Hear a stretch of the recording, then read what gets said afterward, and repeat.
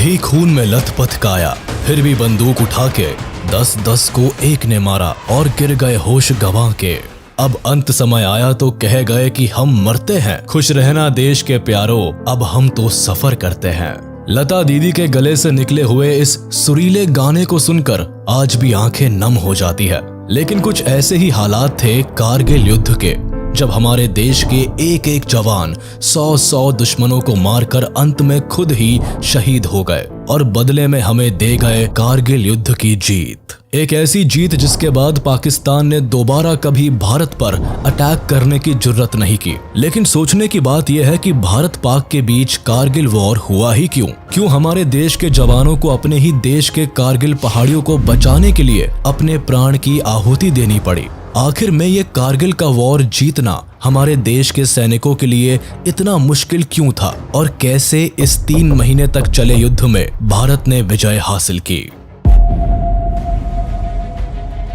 16 अक्टूबर 1971 में आखिरकार पाकिस्तान भारत के आगे अपने 93,000 सैनिकों के साथ सरेंडर कर देता है और इसी वक्त पाकिस्तान 2 टुकड़ों में बट जाता है। इंडियन आर्मी की मदद से बांग्लादेश अपना स्वतंत्र झंडा फहराता है। इस वॉर में पाकिस्तानी आर्मी की ऐसी बेइज्जती हुई जो कि इतिहास में अब तक कभी नहीं हुई थी। भारत से मिली इस करारी हार से एक पाकिस्तानी फौजी बड़ा दुखी हुआ। उसका नाम था परवेज मुशर्रफ। जैसे वर्ल्ड वॉर 1 में हिटलर ने घायल होकर जर्मनी को हारते देखा था और एलाइज कंट्रीज को हराने का सपना बुनकर दोबारा जर्मनी को वर्ल्ड वॉर 2 की आग में धकेल दिया था, ठीक वैसे ही मुशर्रफ भी 1971 की हार का बदला लेने के लिए भारत के खिलाफ पलटवार करने की साजिश रचने लगा। इसी बीच 1984 में भारत ने दोबारा से पाकिस्तान को सियाचिन में धूल चटा दी, जिससे कि मुशर्रफ और बौखला गया। इसी बीच चीन एटॉमिक पावर बन चुका था और पाकिस्तान भी चीन की मदद से एटम बम बनाने की कोशिश में लगा हुआ था। पड़ोस में बढ़ते खतरे को देख भारत 1998 में दूसरी बार 11 और 13 मई को एटॉमिक बॉम्ब की सक्सेसफुल टेस्टिंग करता है और इसके कुछ ही दिन बाद पाकिस्तान भी परमाणु परीक्षण कर लेता है। अब दोनों ही देश एटॉमिक पावर की लिस्ट में शामिल थे और अगर 2 परमाणु संपन्न देश के बीच वॉर होता तो ये वॉर बहुत ही घातक हो सकता था। इसीलिए इस सिचुएशन को समझते हुए प्रधानमंत्री अटल बिहारी वाजपेयी 19 फरवरी 1999 को दिल्ली से लाहौर की बस यात्रा करते हैं और पाकिस्तानी प्राइम मिनिस्टर नवाज शरीफ के साथ 21 फरवरी 1999 को हिस्टोरिकल लाहौर डिक्लेरेशन को साइन करते हैं।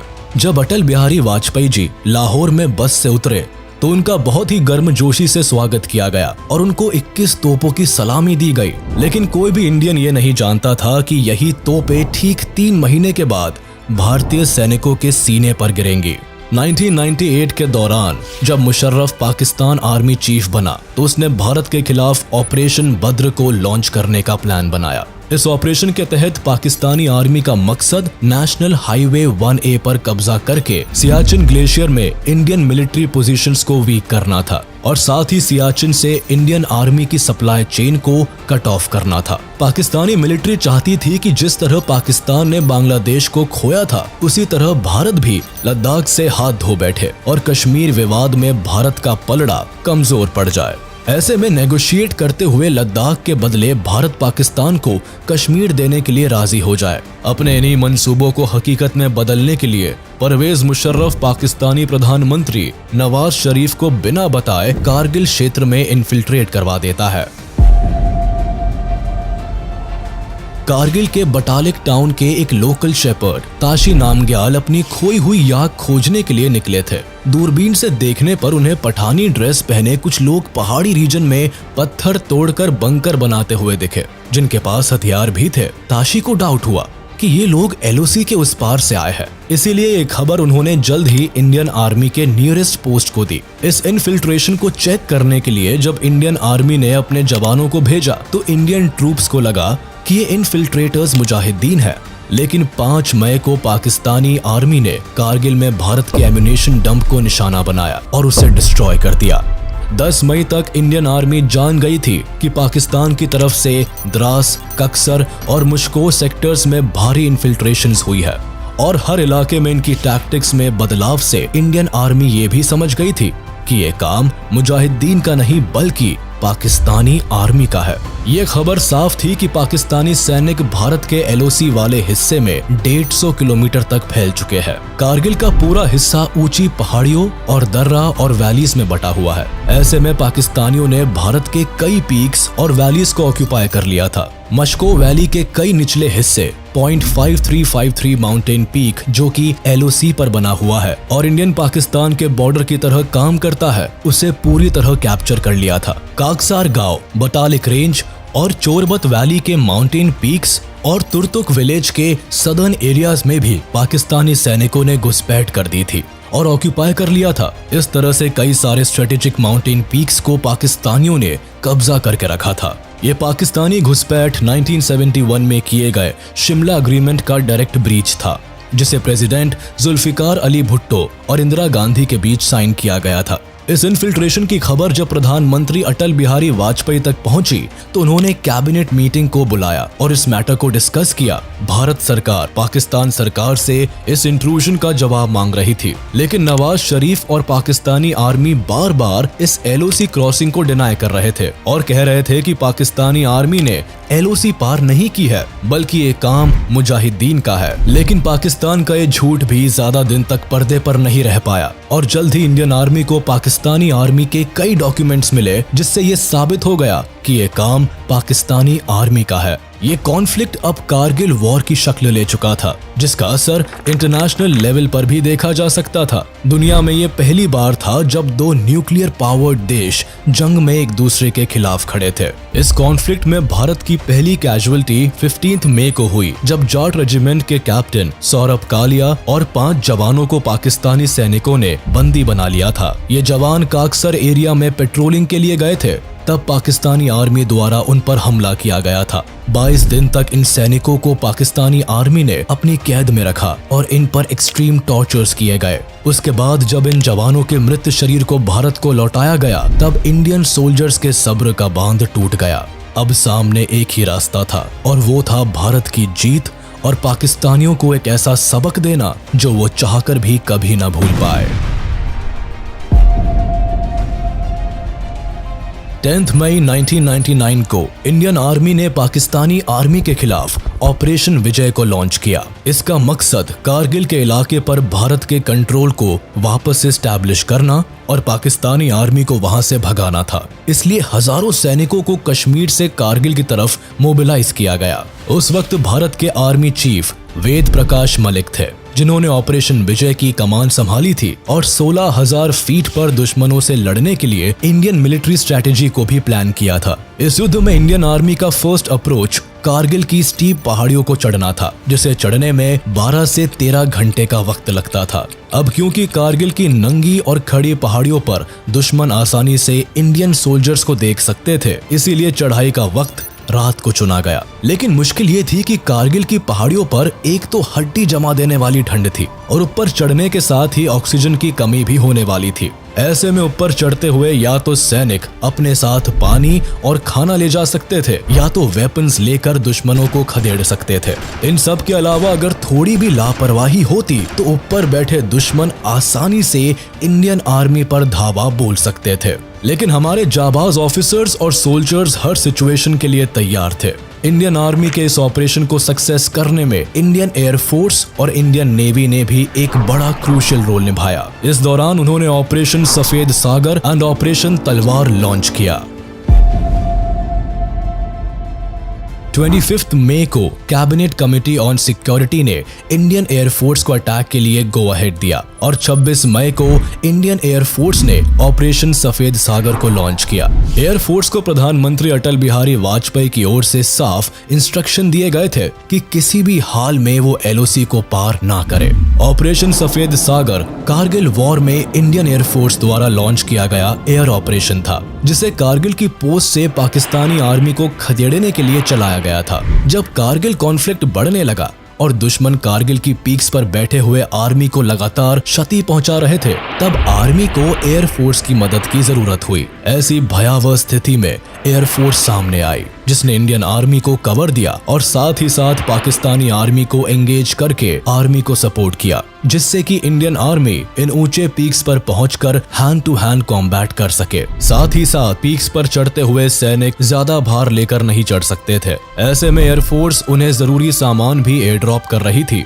25 मई को एयरफोर्स द्वारा आर्मी को एयर कवरेज देने के लिए इस ऑपरेशन को लॉन्च किया गया था। शुरुआत में आर्मी की जरूरत थी कि एयरफोर्स उन्हें MI-17 हेलीकॉप्टर की मदद मुहैया कराए और एयरफोर्स ने किया भी ऐसा ही। लेकिन कारगिल की पहाड़ियों में इस स्ट्रैटेजी से एयरफोर्स को भारी नुकसान झेलना पड़ा। इस दौरान 28 मई को MiG-27 फाइटर एयरक्राफ्ट चलाने वाले फ्लाइट लेफ्टिनेंट नचिकेता, जो बतालिक सेक्टर में पाकिस्तानी ठिकानों पर हवाई हमला कर रहे थे, उसी समय उनके प्लेन को मार गिराया गया और उन्हें कैप्चर कर लिया गया। लेकिन इंटरनेशनल प्रेशर के चलते 4 जून को पाकिस्तानी आर्मी द्वारा उन्हें वापस लौटा दिया गया। अपनी स्ट्रैटेजी को बदलते हुए इंडियन एयरफोर्स ने इंडियन आर्मी को बेटर एयर सपोर्ट देने के लिए MiG-21, MiG-23 एंड MiG-27 को यूज करना शुरू किया और मिराज 2000 को लेजर गाइडेड बॉम्ब से प्रिसीजन अटैक्स में लाया गया। इनकी मदद से एयरफोर्स ने दुश्मनों की पोजीशंस की रेकी कर उन पर एयर स्ट्राइक की और पाकिस्तानी आर्मी की पोजीशंस की जानकारी इंडियन आर्मी से शेयर की। इस जानकारी की मदद से ही आर्मी एक बेहतर प्लान के साथ दुश्मनों को टारगेट कर पाई। यह ऑपरेशन मौत को बुलावा देने जैसा था। इसमें एयर फोर्सेस के जाबाज सिपाही हथेली पर जान लेकर इस ऑपरेशन को कामयाब बनाने में लगे थे। कहानी में आगे बढ़ते हुए आपको ये भी बता दे कि कारगिल गर्ल कही जाने वाली जाबाज पायलट गुंजन सक्सेना ने पहली बार वॉर जोन में अपना चॉपर चलाया था और भारत की पहली महिला पायलट बनी जिन्होंने वॉर जोन में फ्लाई किया। इस दौरान उन्होंने ऑपरेशन विजय में काफी अहम भूमिका निभाई। उन्होंने वॉर जोन के खतरे में भारतीय जवानों के लिए डेली एसेंशियल्स की चीजें ड्रॉप की और कई भारतीय सोल्जर्स जो वॉर में शहीद हो गए थे उन्हें पहाड़ियों से वापस भी लाई। 3 महीने तक चले इस कॉन्फ्लिक्ट में इंडियन नेवी भी पाकिस्तान को घेरने में पीछे नहीं रही। इंडियन आर्मी को सपोर्ट करने और पाकिस्तान को चारों तरफ से घेरने के लिए नेवी ने इसी दौरान ऑपरेशन तलवार को लॉन्च कर दिया, जिससे कि अगर किसी भी सूरत में पाकिस्तानी फौजी कारगिल को ऑक्यूपाई करने की कोशिश करे तो इंडियन नेवी अपने मिसाइल्स के साथ पाकिस्तान को घुटने के बल झुकने पर मजबूर कर दे। नेवी इस वॉर में पाकिस्तान की पोजीशन को कमजोर करना चाहती थी। इस ऑपरेशन का मकसद पाकिस्तान पर प्रेशर बिल्डअप करके उसे युद्ध से पीछे हटाना था। इसीलिए मिड जून 1999 में इंडियन नेवी ने अपने ईस्टर्न और वेस्टर्न फ्लीट्स को अरेबियन सी में शिफ्ट कर दिया। भारत की नेवल पावर पाकिस्तान की नेवल पावर से 7 गुना ज्यादा हुआ करती थी। इसीलिए जब भारतीय नौसेना ने खुलेआम अपनी बैटलशिप से कराची के आसपास नेवल ब्लॉकेड लगाई, तब पाकिस्तानी नेवी ने चुप्पी साधे रखी। इंडियन नेवी की स्ट्रैटेजी से पाकिस्तान इस कदर प्रेशर में आ गया था कि उन्होंने अपने ऑयल टैंकर्स और मेजर वॉरशिप्स को कराची बंदरगाह से हटाकर मकरन में शिफ्ट कर दिया था, ताकि भारतीय जहाजों के साथ सीधे टकराव से बचा जा सके। हालांकि ऑपरेशन तलवार के तहत इंडियन नेवी ने पाकिस्तान पर डायरेक्ट अटैक नहीं किया, लेकिन उन्होंने अपनी इस रणनीति से पाकिस्तान का सी ट्रेड और ऑयल सप्लाई पूरी तरह कट ऑफ कर दिया था। 14 जुलाई को इंडियन नेवी का ऑपरेशन खत्म हो गया और प्राइम मिनिस्टर अटल बिहारी वाजपेयी ने इसे एक मैसिव सक्सेस बताया। कारगिल पर वापस कंट्रोल जमाने के लिए भारत के जाबाज सैनिक जहां ब्रेवरी से लड़ रहे थे, वहीं कारगिल में उन्हें कई एक्सट्रीम कंडीशंस का सामना करना पड़ रहा था। ग्राउंड लेवल पर पाकिस्तानी आर्मी के पास हाइट का एडवांटेज था। वो पहाड़ी की चोटियों से लगातार फायर करके जवानों की मुश्किल बढ़ा रहे थे। साथ ही ज्योग्राफिकल कंडीशंस भी भारत के सैनिकों के विपरीत काम कर रही थी। कारगिल की ठंडी पहाड़ियां उन दिनों माइनस टेम्परेचर में थी। यहाँ न केवल ऑक्सीजन लेवल कम था, बल्कि एयर प्रेशर भी काफी कम था।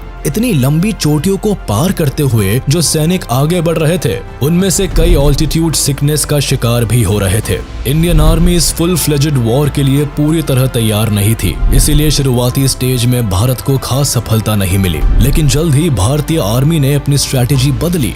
NH-1A पर पाकिस्तानी आर्मी की कांस्टेंट शेलिंग के बीच इंडियन आर्मी ने कारगिल के चैलेंजेस को ओवरकम किया और दिन के समय होने वाले फ्रंटल अटैक्स के बजाय आर्मी ने अपने अटैक्स की टेक्निक्स को बदला और चढ़ाई का वक्त रात को चुना गया। तोलोलिंग की लड़ाई ऊंची पहाड़ियों की पीक पर लड़ी गई, जो कि एक डिसाइसिव और ऐतिहासिक लड़ाई थी जिसने युद्ध में भारत की जीत को लगभग पक्का कर दिया था। इस पहाड़ी पर पाकिस्तानी आर्मी कब्जा करके बैठी हुई थी और यहाँ की पहाड़ियों को रिकैप्चर करना इंडियन फोर्सेस के लिए सबसे मुश्किल हो रहा था।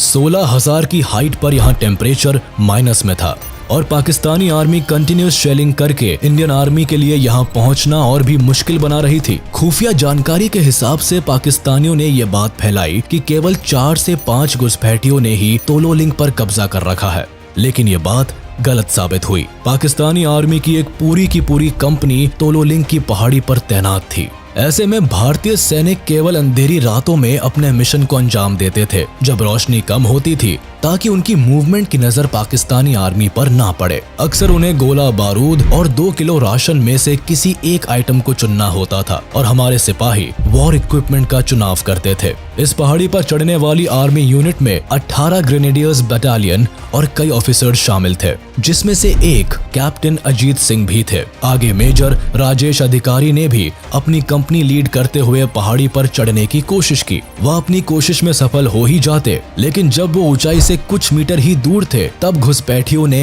इन्हें देख लिया और फायरिंग शुरू कर दी। इस फायरिंग में मेजर राजेश अधिकारी शहीद हो गए और उनके 2 साथी भी हैंड टू हैंड कॉम्बैट में शहीद हो गए। आगे पाकिस्तानी आर्मी की तरफ से भारी फायरिंग हुई, जिससे बचने के लिए सैनिकों को पत्थरों के पीछे पोजीशन लेनी पड़ी। अब जब सैनिक जरा भी मूवमेंट करते, वैसे ही पाकिस्तानी आर्मी की तरफ से फायरिंग शुरू हो जाती। इससे हुआ ये कि भारतीय सैनिकों की फौज बीच में ही फंस गई। इनके पास ग्रेनेड्स भी खत्म हो रहे थे। ऐसे में स्थिति को सुधारने के लिए कर्नल रविंद्रनाथ आगे आए, जिन्होंने 90 सोल्जर्स के साथ पहाड़ की चढ़ाई शुरू की। 12 जून को उन्हें अपने मिशन में तब सफलता मिली जब वह बीच में फंसे सैनिकों तक पहुंच गए। अब कर्नल रविंद्रनाथ भी दुश्मन से 1000 फीट की दूरी पर थे। यहाँ उन्होंने अपने सोल्जर्स को आखिरी बार जीत की कसम दिलाई और आगे बढ़ गए, जिसके बाद हमारी फौज उत्साहित होकर आगे बढ़ी। 4 घंटे तक लगातार फायरिंग जारी रही। 10,000 से ज्यादा शेल्स और 120 आर्टिलरी गन्स को फायर किया गया। प्लान के मुताबिक सैनिकों को 3 टीम्स में डिवाइड किया गया और उन्हें नाम दिया गया अर्जुन, भीम और अभिमन्यु। पहली टीम को टास्क दिया गया कि वह फ्रंटल अटैक्स को संभालेंगे, जबकि दूसरी टीम लोअर रिज से जाकर पीछे से अटैक करेगी और तीसरी टीम कवर फायर देगी। इस लड़ाई में पाकिस्तानी सैनिक को पीछे की तरफ से मेजर विवेक गुप्ता के प्लाटून्स ने अटैक किया। यहाँ hand to hand combat fighting हुई और इस लड़ाई में भारत ने मेजर विवेक गुप्ता और अपने 6 सोल्जर्स को खो दिया। लेकिन इन सभी सैनिकों की कुर्बानी जाया नहीं गई और भारत ने वापस तोलोलिंग पर अपना कंट्रोल जमा लिया। इस लड़ाई में हम जीत तो गए, लेकिन भारत माता ने अपने कई लाल इस युद्ध में खो दिए। इसके बाद इंडियन फोर्सेस ने कसम खाई कि अब चाहे कोई भी महीना क्यों ना चल रहा हो, इस युद्ध का अंत होकर ही रहेगा। टाइगर हिल और तोलोलिंग पर कब्जा जमाकर सेकंड राजपुताना राइफल्स ने यह साबित कर दिया था कि युद्ध की परिस्थिति जैसी भी हो, भारतीय सिपाही अपने खून से अपनी जीत का इतिहास लिखेंगे। 13 जून को एक तरफ जहां भारत ने तोलोलिंग पर एक बड़ी विक्ट्री हासिल कर ली, वहीं 15 जून को अपनी डूबती हुई नाव को बचाने के लिए पाकिस्तानी पीएम नवाज शरीफ युद्ध में सीज फायर के लिए अमेरिका का दरवाजा खटखटा रहे थे। एक तरफ वह मानने को तैयार नहीं थे कि ये काम पाकिस्तानी सेना का था, वहीं दूसरी तरफ उनकी मांग थी कि अमेरिका युद्ध में दखलंदाजी करके पाकिस्तान का साथ दे। मगर इन हरकतों से पाकिस्तान की इंटरनेशनल इमेज अब बाकी देशों को भी साफ हो गई थी। इधर वाजपेयी जी ने अमेरिकी राष्ट्रपति बिल क्लिंटन को टेलीफोन पर हुई बातचीत में साफ कर दिया था कि पाकिस्तान या तो खुद इंडियन टेरिटरी को खाली कर दे, वरना भारत जिस तरह से बेहतर समझेगा उन्हें बाहर निकाल फेंकेगा। यूएस प्रेसिडेंट बिल क्लिंटन ने भी भारत की साइड लेते हुए युद्ध में इंटरवीन करने से मना कर दिया था, बल्कि अमेरिका ने पाकिस्तान को पब्लिकली फटकार लगाकर और उसे जल्द से जल्द अपने सैनिकों को एलओसी से बाहर बुलाने को कहा था। अमेरिका से ठुकराए जाने के साथ ही पाकिस्तान इंटरनेशनल लेवल पर खुद को कॉर्नर्ड महसूस कर रहा था। जाहिर था एक ऐसे राष्ट्र के साथ कोई नहीं खड़ा होना चाहता था जिसने बेवजह एक बड़े युद्ध को जन्म दे दिया था, और अमेरिका भी एक गलत राष्ट्र की साइड लेकर वर्ल्ड पावर के तौर पर अपनी क्रेडिबिलिटी खत्म नहीं करना चाहता था। इधर जंग के मैदान में तोलोलिंग पर मिली सफलता के बाद भारतीय सैनिक अब रुकना नहीं चाहते थे। उन्हें अपने एक एक भाई के शरीर से गिरी हुई खून की हर बूंद का हिसाब लेना था। फिर क्या था, तोलोलिंग के नॉर्थ में एक और ऊंची पहाड़ी थी जिसे नाम पॉइंट 5140 दिया गया था। इसकी ऊंचाई 17,000 फीट थी। इसके अलावा तोलोलिंग और पॉइंट 5140 के बीच 10 हाई ग्राउंड्स थे जिन्हें हम्स कहा जाता था। इंडियन आर्मी द्वारा इन हम्स को तो कैप्चर कर लिया गया था, लेकिन पॉइंट 5140 को वापस पाना अभी बाकी था और इसे वापस रिकैप्चर करने का task lieutenant colonel Yogesh Kumar Joshi को सौंपा गया था। इसके बाद सोल्जर्स के 2 ग्रुप्स को फॉर्म किया गया, जिसमें एक ग्रुप की कमान लेफ्टिनेंट संजीव सिंह जम्वाल को सौंपी गई। वहीं दूसरे ग्रुप को लीड कर रहे थे लेफ्टिनेंट विक्रम बत्रा, जिनका कोड नेम था शेरशाह। इनका प्लान था कि हिल्स को 2 डिफरेंट डायरेक्शन से क्लाइम किया जाए। 20 जून को दोनों ग्रुप्स ने चढ़ाई शुरू की और दोनों ग्रुप्स अपने इस ऑपरेशन में सक्सेसफुल रहे। लेफ्टिनेंट विक्रम बत्रा की कमांड में उनके ग्रुप ने फ्रंटल अटैक संभाले और हैंड टू हैंड कॉम्बैट में उन्होंने 4 दुश्मनों को ढेर कर दिया। कई घंटों के हैवी कॉम्बैट के बाद पॉइंट 5140 को इंडियन सोल्जर्स ने कैप्चर कर लिया और अपने विक्ट्री सिग्नल के तौर पर विक्रम बत्रा ने ये दिल मांगे मोर सिग्नल भी दिया। पॉइंट 5140 पर विक्ट्री भारत के लिए एक बहुत बड़ी डिप्लोमेटिक जीत थी। इस पॉइंट से पाकिस्तान के कई डॉक्यूमेंट्स भी रिकवर किए गए थे, जिससे ये सच भी सामने आ गया था कि इस युद्ध में पाकिस्तान अपनी इज्जत बचाने के लिए अब तक केवल झूठ बोल रहा था। भारत की ऊंची पहाड़ियों पर जैसे जैसे इंडियन आर्मी का कब्जा हुआ, वैसे वैसे पाकिस्तान न केवल युद्ध के मैदान में कमजोर पड़ रहा था, बल्कि इंटरनेशनली भी उसकी स्थिति कमजोर पड़ती जा रही थी। 2 जुलाई को पाकिस्तानी पीएम नवाज शरीफ ने अमेरिकन प्रेसिडेंट बिल क्लिंटन से कारगिल वॉर को रोकने के लिए मदद मांगी थी, जिस पर अमेरिका ने नवाज शरीफ को साफ कर दिया था कि इसके लिए पाकिस्तान को LOC से अपनी सेना को हटाना होगा और कश्मीर मामले में अमेरिका पाकिस्तान की कोई मदद नहीं करेगा। 3 जुलाई को नवाज शरीफ अमेरिका गए और 4 जुलाई को अमेरिकन प्रेसिडेंट बिल क्लिंटन के साथ मीटिंग करने के बाद वह LOC से अपनी सेना हटाने के लिए राजी हो गए। दूसरी तरफ इस युद्ध में अमेरिका का इन्वॉल्वमेंट इसीलिए भी ज्यादा था क्योंकि अमेरिका की खुफिया एजेंसी CIA ने अमेरिकी सरकार को जानकारी दी थी कि पाकिस्तान अपने न्यूक्लियर हथियारों को मूव कर रहा है। ऐसे में अमेरिका को डर था कि अगर ये युद्ध लंबा चला तो पाकिस्तान कहीं इस जंग को न्यूक्लियर वॉर में ना बदल दे। इसीलिए अमेरिका की तरफ से पाकिस्तान पर कारगिल से पीछे हटने का प्रेशर था। टेक्निकली ये युद्ध 4 जुलाई को खत्म हो चुका था, जब पाकिस्तान कारगिल से अपनी सेना हटाने के लिए तैयार हो गया था। लेकिन ग्राउंड रियलिटी काफी अलग थी। पाकिस्तान के सैनिक अब भी भारत की चोटियों को छोड़कर नहीं गए थे और उनकी तरफ से अभी भी भयंकर जवाबी हमले हो रहे थे। कई जगह पर पाकिस्तानी सैनिक कुछ चौकियों से पीछे हट जाते थे, लेकिन वो दूसरी चौकियों पर कब्जा कर लेते थे। ऐसे में उन्हें भारतीय सरजमीन से बाहर फेंकना इंडियन एयरफोर्स और इंडियन आर्मी पर निर्भर करता था। 4 जुलाई को जहां डिप्लोमेटिकली पाकिस्तान इस युद्ध से पीछे हट गया था, वहीं जंग के मैदान में भारतीय जवानों की बहादुरी से भारत टाइगर हिल को भी कैप्चर करने में सफल हो गया था।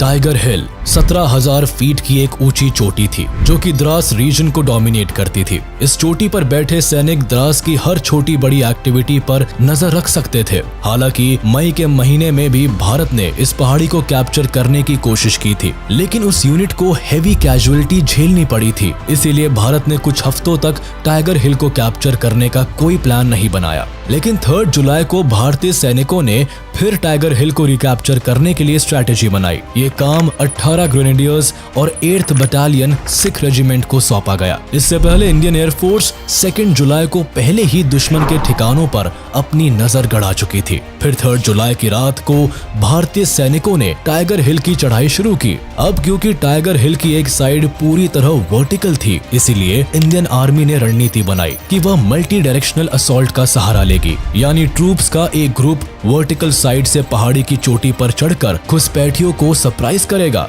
वही 8 सिख सामने से अटैक कर अपने मिशन को अंजाम देंगे। आगे हुआ भी ऐसा ही। 18 ग्रेनेडियर्स की टीम ने रस्सी और माउंटेन इक्विपमेंट की मदद से इस मिशन को अंजाम दिया। इसमें 18 ग्रेनेडियर की घातक प्लाटून्स को लेफ्टिनेंट बलवंत सिंह लीड कर रहे थे। इन्होंने 4:30 बजे टाइगर हिल पर पहुंचकर दुश्मनों को सरप्राइज कर दिया था। दूसरी तरफ इंडियन एयरफोर्स की हेवी आर्टिलरी शेलिंग और एयर अटैक्स ने दुश्मनों की हालत को पहले ही खस्ता कर दिया था। इसीलिए जब hand to hand combat fighting हुई तो दुश्मनों ने अपने 12 साथियों को खो दिया था, जबकि भारत की तरफ से 6 कैजुअलिटीज हुई थी। घायल हुए सोल्जर्स में एक सैनिक 19 साल के योगेंद्र सिंह यादव भी थे, जिन्होंने खुद से इस मिशन पर जाने के लिए वॉलंटियर किया था। ये रोप को लीड करते हुए आगे बढ़ रहे थे, लेकिन दुश्मनों को इनके बारे में पता चला और उन्होंने मशीन गन एंड रॉकेट की फायरिंग से इन्हें घायल कर दिया। लेकिन जख्मी हालत में भी ये अपनी चढ़ाई कंटिन्यू करते रहे और दुश्मनों पर ग्रेनेड फेंका और 4 दुश्मनों को मार गिराया। इन्होंने अपने साथियों के साथ मिलकर दूसरे बंकर को भी निशाना बनाया। इनकी बहादुरी से मोटिवेट होकर बाकी सोल्जर्स में भी जोश आया, जिसके बाद सबने बहादुरी दिखाकर टाइगर हिल पर भी जीत का झंडा लहराकर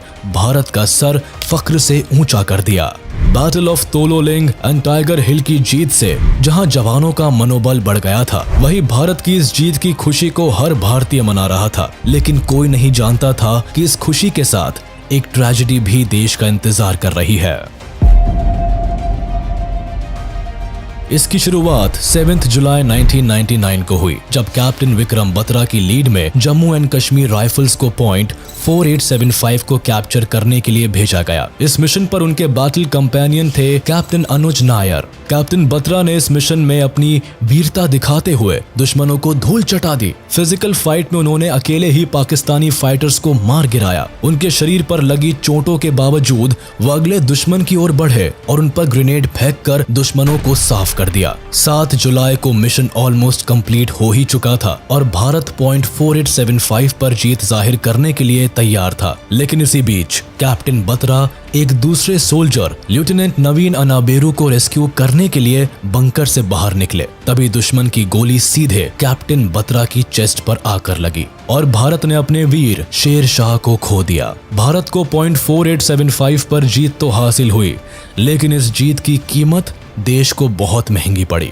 जम्मू एंड कश्मीर राइफल्स के 13th बटालियन के 24 साल के कैप्टन विक्रम बत्रा इस युद्ध में जीत तो गए, लेकिन एक घायल साथी को बचाने के दौरान उन्होंने अपनी जान गंवा दी। देश को जीत की खुशी देकर खुद कैप्टन बत्रा इतनी छोटी उम्र में चल बसे। भारत ने अपने 2 हीरोज कैप्टन बत्रा और कैप्टन अनुज नायर को खो दिया था। आज के दिन पॉइंट 4875 को बत्रा टॉप के नाम से जाना जाता है। पॉइंट 4875 की बैटल के साथ ही कारगिल में भारत की जीत भी तय थी। एक तरफ जहां भारत ने द्रास का कंट्रोल अपने हाथ में ले लिया था, वहीं 7 जुलाई को इंडियन आर्मी बटालिक सेक्टर में जुबर हाइट्स को भी कैप्चर करने में सफल हो चुकी थी। बटालिक तुर्तुक सब सेक्टर, जो कि सियाचिन के करीब था, उसे भी इंडियन आर्मी ने अपने कंट्रोल में ले लिया था। भारत की युद्ध में ये डोमिनेशन पाकिस्तान को वॉर में पीछे खदेड़ रहा था और उसी का नतीजा था कि 11 जुलाई तक पाकिस्तानी ट्रूप्स बटालिक सेक्टर से पीछे हटने लगे थे। साथ ही 12 जुलाई को इंटरनेशनल प्रेशर में आकर पाकिस्तानी ट्रूप्स को पूरे कारगिल से पीछे हटना पड़ा था। 14 जुलाई को प्रधानमंत्री अटल बिहारी वाजपेयी ने ऑपरेशन विजय को एक बड़ी सक्सेस डिक्लेयर कर दिया था। लेकिन ये युद्ध ऑफिशियली 26 जुलाई को खत्म हुआ, जब इंडियन एयरफोर्स और आर्मी ने कंफर्म किया कि कारगिल से घुसपैठिए पूरी तरह से एविक्ट हो चुके हैं। इसीलिए आज इस दिन को कारगिल विजय दिवस के रूप में मनाया जाता है, क्योंकि इस दिन भारतीय सैनिकों की बहादुरी, सैक्रिफाइस और दृढ़ निश्चय की बदौलत भारत को न केवल उसकी सरजमीन वापस मिली, बल्कि दुनिया भर ने भारत की मिलिट्री पावर का लोहा माना। इस हार से बौखलाए परवेज मुशर्रफ अक्टूबर के महीने में अपने ही देश के कॉन्स्टिट्यूशन को सस्पेंड कर देते हैं। वह देश में इमरजेंसी डिक्लेयर कर देते हैं और पीएम नवाज शरीफ का तख्ता पलटकर खुद पाकिस्तान के प्रेसिडेंट बन जाते हैं। बाद में एक खुलासा भी होता है कि इस युद्ध के chief strategist Pakistani general Pervez Musharraf थे। कारगिल में जीत के लिए भारत को captain Vikram Batra, lieutenant Manoj Kumar Pandey, major Rajesh Singh Adhikari और मेजर विवेक गुप्ता के साथ साथ सैकड़ों बहादुर जवान को खोना पड़ा। युद्ध के बाद captain Vikram Batra, lieutenant Manoj Kumar Pandey, major Rajesh Singh Adhikari, major Vivek Gupta, rifleman Sanjay Kumar और ग्रेनेडियर योगेंद्र यादव को हाईएस्ट गैलेंट्री अवार्ड परमवीर चक्र से सम्मानित किया गया। आज भले ही ये जवान हमारे साथ नहीं है, लेकिन कारगिल की ऊंची चोटियां आज भी इनके बहादुरी के किस्से सुनाती शान से भारत के बॉर्डर की रखवाली करती है।